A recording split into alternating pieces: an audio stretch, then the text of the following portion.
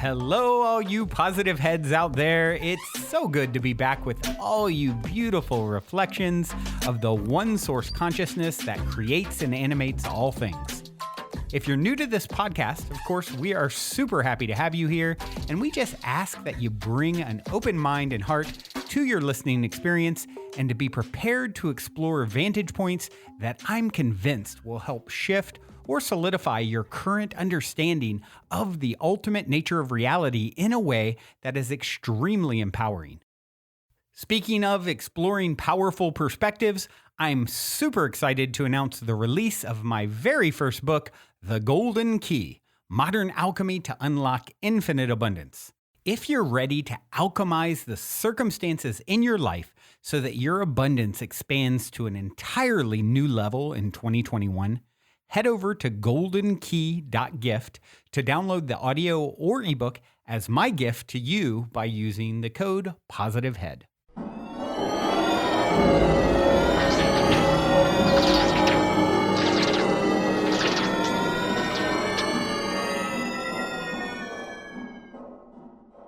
All right, all you positive heads, welcome back to another episode. It is 1:11. It's 11:11 at 1:11 right this moment as I record. It's got to be a good episode, right? Although it's always, for the most part, good episodes. I like to think. I hope you do too.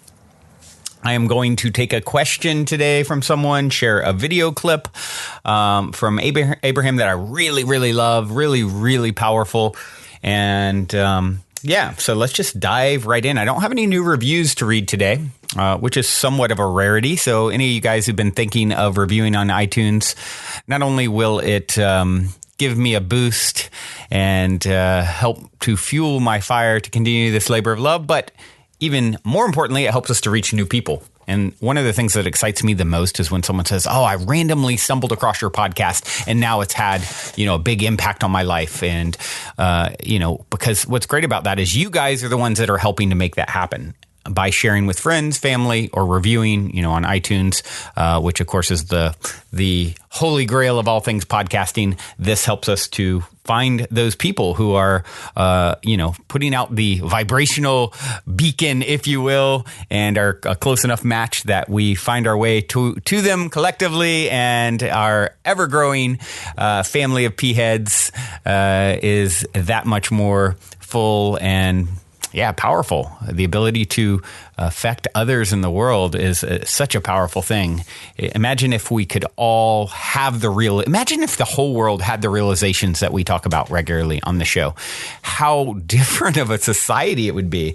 And I believe that's the ultimate outcome of this endeavor. All the people out there doing work to raise vibration, including every one of you. Because the most important thing you could do, if you want to change, you guys have probably seen the quote before, and I forget who it's by, but to paraphrase it, it basically says, "Yesterday I was smart and I wanted to change the world. Today I'm wise and I want to change myself." And essentially, that's the most powerful thing any of us can do, vibrationally speaking, is impacting ourselves, changing our own vibration. Because whatever you do, instantly affects the collective consciousness that we all share and are a part of, even though we've sort of downloaded ourselves into different physical vehicles. It's all connected. It's all one. And the consciousness that animates your form is the same consciousness that animates my form. So ground zero is working on ourselves. That's the most important work that we can do. But once you really start to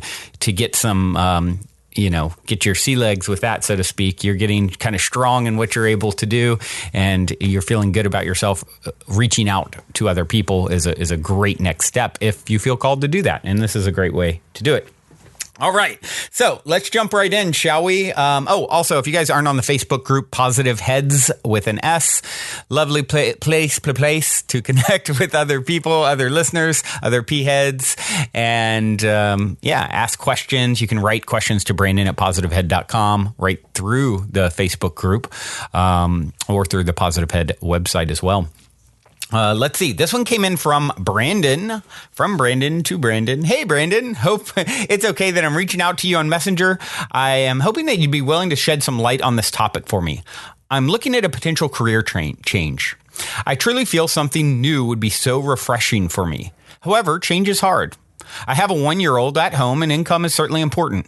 I make a comfortable living where I am now, but feel this current job has really pulled energy from me. I have an opportunity coming up that certainly has some potential, but will take years to build. Months ago, I listened to a clip from one of your podcasts when the message was change your energy at your current job or position before changing your actual job position. It may have been an Abraham clip that you played. I've certainly worked on this over the last 9 years here at my job, but still feel like I'm in the same place and state of mind. My fear is that I could change jobs right before my big break. Sales job in parentheses. But I certainly don't want to live life playing the what if game with myself. I just want to make sure I am making the right decision on staying or leaving. Any advice you could share on how to approach this crossroad in my life would be so appreciated. Your podcast has been so helpful for me over the past year and a half. Thank you for all that you do. Looking forward to listening to another episode on my drive home tonight. Take care, Brando. All right, Brando. Well, a couple things here. I want to, and I actually briefly responded to this, but I thought it was worth bringing up on the show. I responded to Brandon directly when he messaged me with something very short and sweet, but this is a big one for a lot of people. And so let's dissect a little bit here what Brandon's saying, right? Change is hard. He has an opportunity coming, but it will take years to build. He's been working on, changing his energy for the past 9 years, but he's still in the same place and state of mind.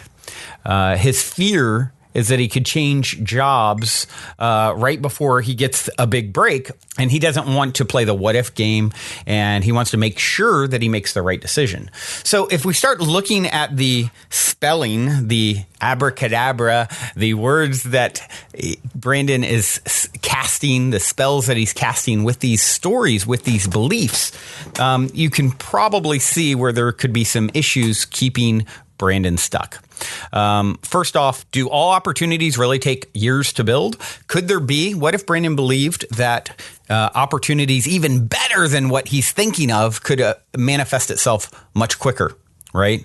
What if instead of fear of making the wrong decision, you moved into faith that there is no wrong decision. They're always the right decision. There is no shortage of paths that Source can lead you to the next greatest and greatest version of yourself. There's a lot of energy here given to, 9 years. That's a long time. I'm stuck in this, there's this whole story of I'm stuck. Let's put this story down. Let's write a whole new story, Brandon. Things can magically manifest in a blink of an eye, right? It doesn't take years. Stuck for years. You've got this idea that it's got to be this way. If we can all move from fear to faith and knowing that what is for you will always be for you, if you can get out of the way, not be resistant, get into a receptive mode, as we're going to hear here in a minute in this clip that I'm going to share. Be in receptive mode. Know that you're worth so much. You are so worthy of all the things you want and then some, right? But there's a very ingrained story here of difficulty, time, fear, all of these things, right? And that is, it's understandable. It's led you to where you're at, and that's great. But we're under no obligation to continue to tell the same story ever again. You are literally born anew in this very moment. As you listen to the show, what's happening? You are vibrations of energy that are so fast. They're so epic in what they're doing. The particles that make up your cells are literally flashing in and out of existence. With every breath, you're born anew. You are literally, the cells in your body are changing. All the cells in your body, I think it's 7 years, so less than 9 years, right? So on all levels, from all perspectives, you're changing. The only thing in born anew, constantly, the only thing that keeps you stuck in the same patterns is these stories that I'm stuck in the same patterns. So I would recommend, Brandon, writing down a whole new story of how things can unfold quickly and how you have faith that there is, big one here is this fear that I want to make sure I'm making the right decision. You know how you made the right decision always? Because you made it. You know why you know it's happening for the right reason? Because it's happening. And if you can move into that, no matter what, that relaxed, trusting state, that is where all the magic comes from. That is where it's all going to be birthed.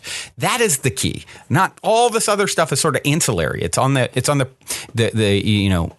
external perimeter. Like, get into that state of absolute trust and faith, no matter what's showing up. And now you found the secret sauce. That is the golden ticket to all the things you could want to.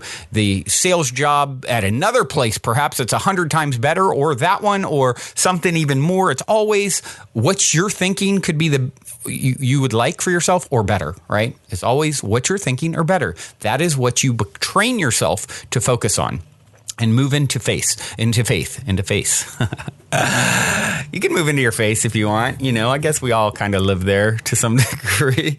But move into faith. Get into receptive mode. Know that, learning to float, right? Learning to float through life and clinging. We're just like clinging. I was, watching this Jim and Andy documentary, which is Jim Carrey talking about his role, or showing a documentary as he filmed Man in the Moon, all about Andy Kaufman.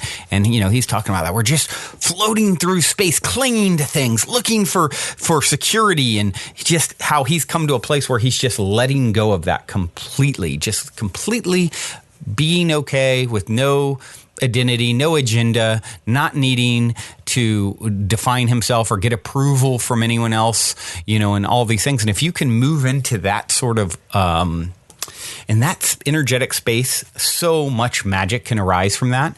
And I have a great clip here, like I said, that I want to share. It's called No Need to Let Anything Go, Just Focus on Letting It In. And I found it on the Dewdrop 157 YouTube page. Wonderful clip. Let's take a listen.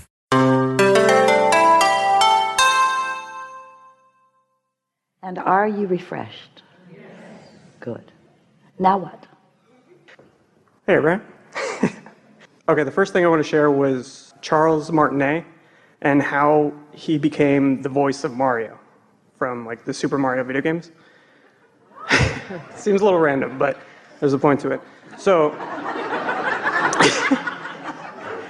the way he describes the story is about 25, 26 years ago, and he was just laying on a beach, just chilling on a beach, and his friend calls him and says, hey, there's this acting gig for a trade show in Las Vegas. You should go check it out. And he said, what? I'm a professional actor. You don't crash an audition. That's just something you don't do. What's the address?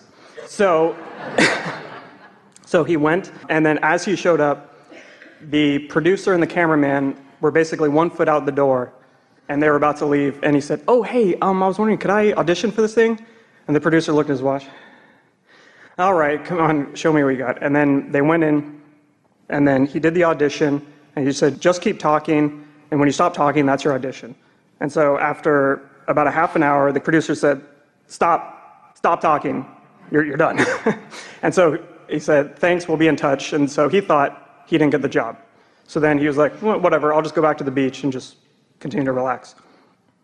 And it turns out that the producer only sent his audition to Japan for the voice of Mario. He didn't send anyone else. And, 25 years later, and Mario is such an iconic character, I just thought that was fascinating. That, We especially like the beach part. Yeah, I knew you would, yeah. He was just chilling and relaxing. And his friend called him, so he didn't even have to try to find the job. His friend the receptive mode, that path of least resistance, there are no limitations to your inner being's ability to reach you wherever you are. Yeah.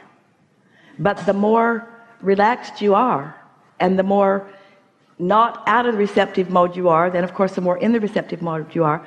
We don't have, the story says everything that we've been saying all day. It's good. Yeah, that's why I resonated with it, love it. Next thing.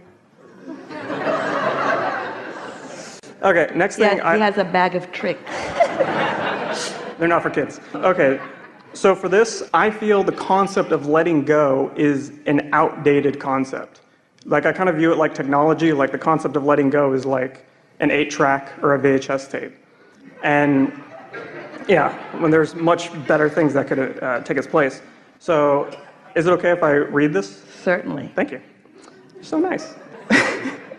Okay, When trying to let go and you feel it's hard for you, all your focus is on letting go, letting go. I need to let go, I'm not letting go. I want this so bad, but I can't let go. I need to let go, but I'm not letting go. But how do I get what I want if I don't let it go? When focused on letting go, you can have your awareness on the lack of letting go. And so not only are you not letting go of the thing you want, which you don't need to, you only need to let go of your resistance you offer when thinking about what you want, you're also not letting go of the concept itself of letting go. You're holding on to the concept of letting go. Ironic.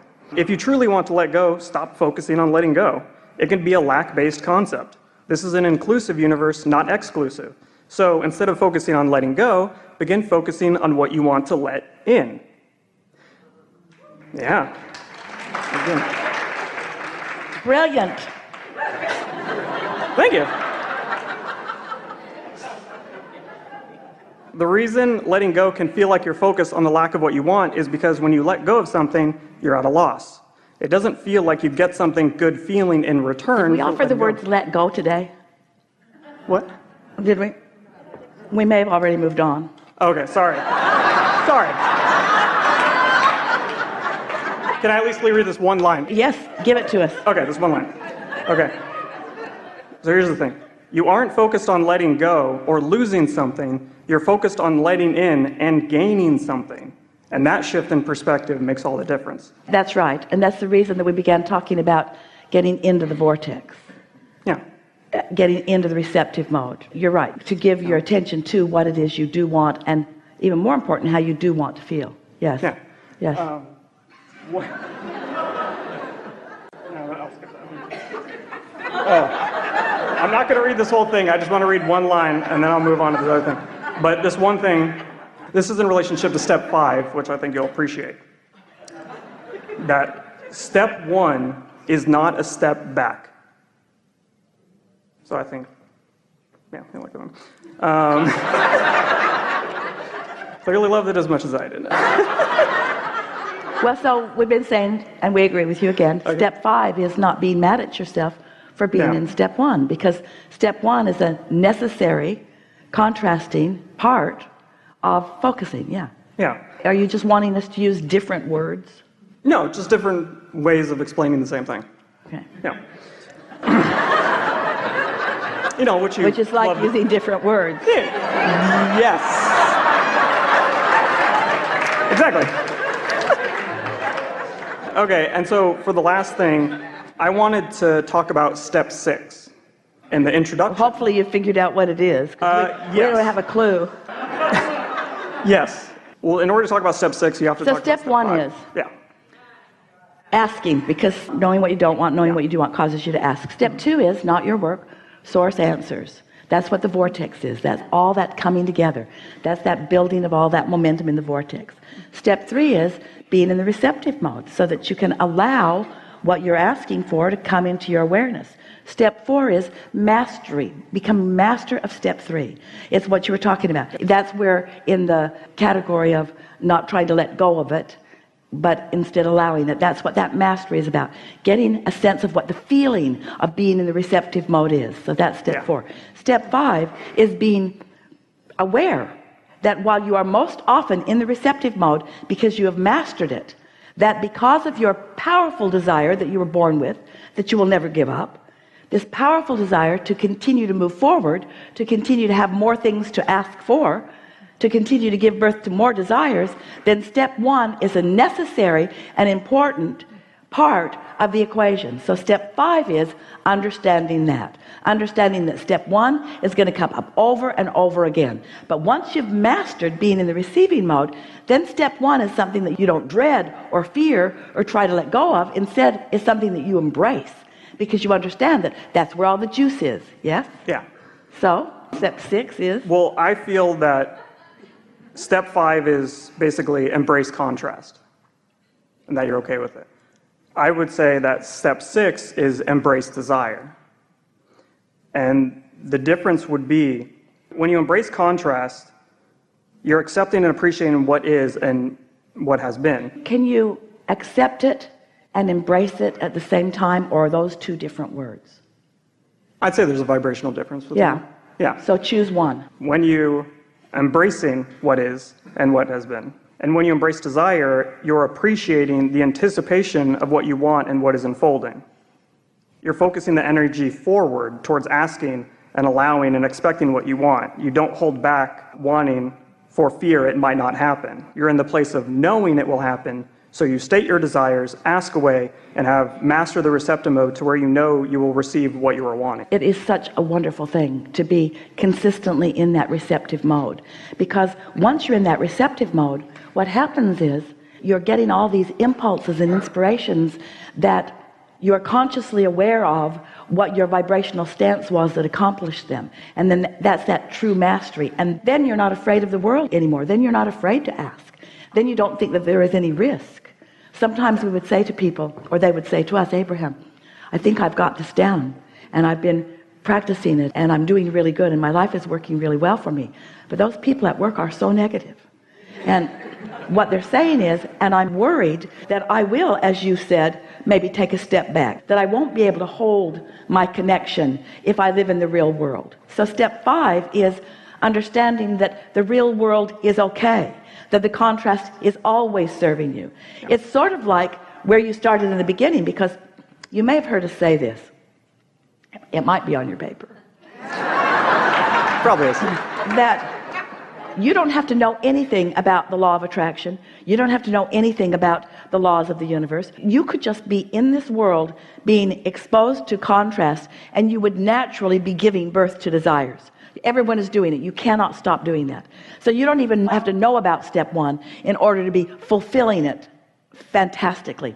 Step 2 has never been your job. That's source and the vortex and law of attraction. That's where your desires get all shored up. Things like them are drawn to them. They become big. They include everything that you've ever wanted. They become bigger than you could even consciously acknowledge.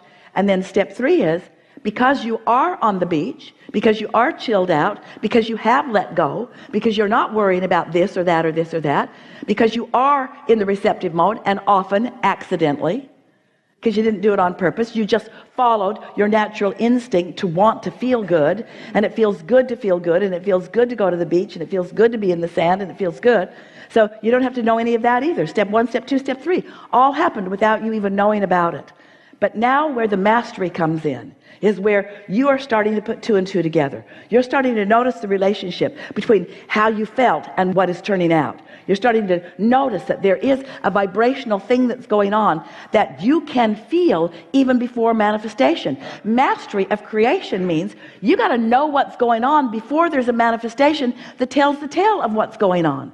So the true mastery is understanding what your emotions mean. Understanding that the better you feel, the more in the receptive mode you are, and the more broader view that you have.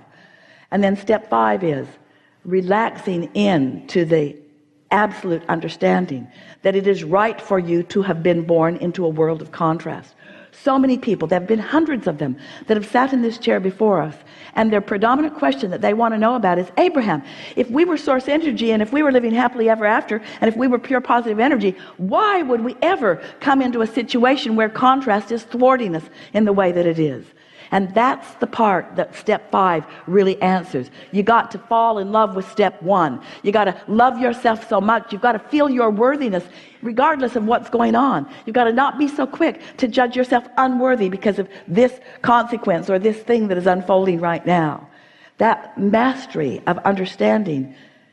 And of course, none of it can be mastered until you understand that there are 2 perspectives that are playing against one another. You got to understand that there's a vibrational you that is offering a powerful signal that law of attraction has been responding to for a very long time. And understanding the power of that vortex then puts you in the position of not ever having to fear where you are, because the power of the vortex will always call you. It will always prevail. You will always fulfill your life's purpose. Even if you come into this body and live in misery and croak, once you reemerge into non-physical, you will understand you lived your life's purpose. Because you experienced and you ask, and now you are receiving. We just want you to be in the receiving mode. We want you to experience the conscious awareness of what's unfolding while you're still here in this physical body. Really good. Oh, I noticed for the Alaskan cruise, that especially Esther is very fond of, that if you take the word Alaskan and you break it up, it's all ask, N, A-N. So if you add a D, it could be all ask and it is given. So it could be the all ask and it is given cruise.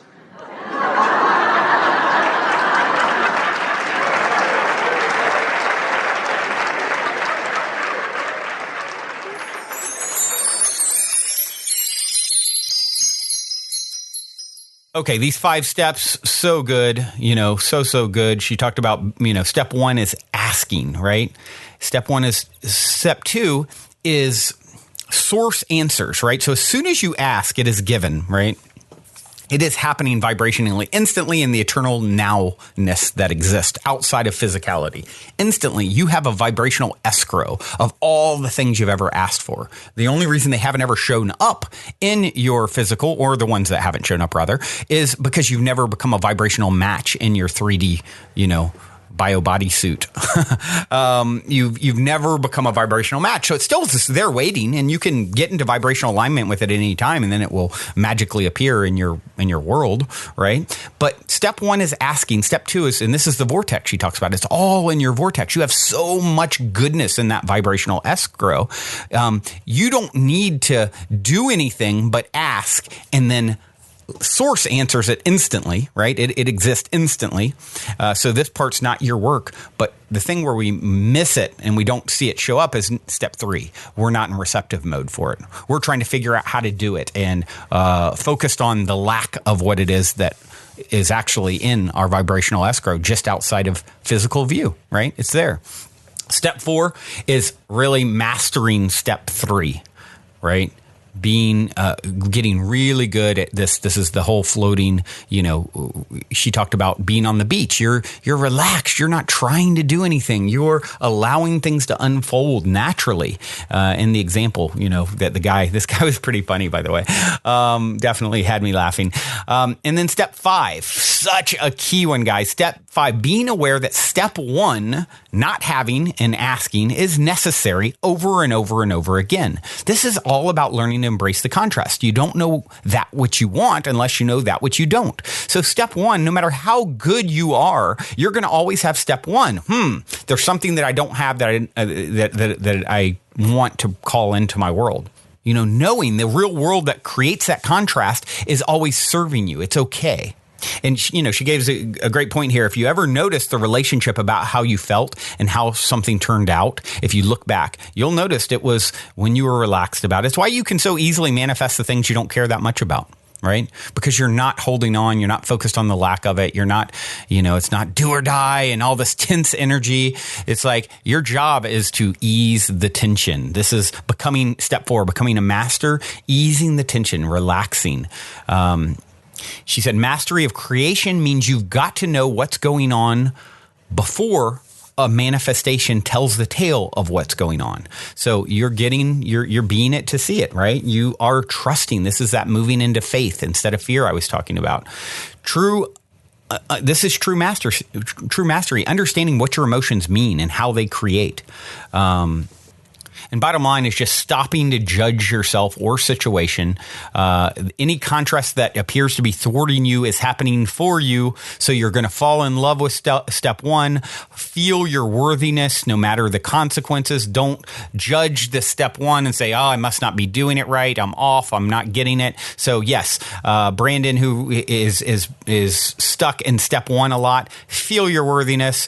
That's beautiful. Now you're understanding more about how to move beyond that step 1, and that's perfectly fine. Everything is unfolding as it should when it should. There's no there's no time. So getting caught up on it, why does it take me so long, or any of that stuff is sort of a pointless endeavor, because you're ultimately going to arrive exactly when you should, where you should.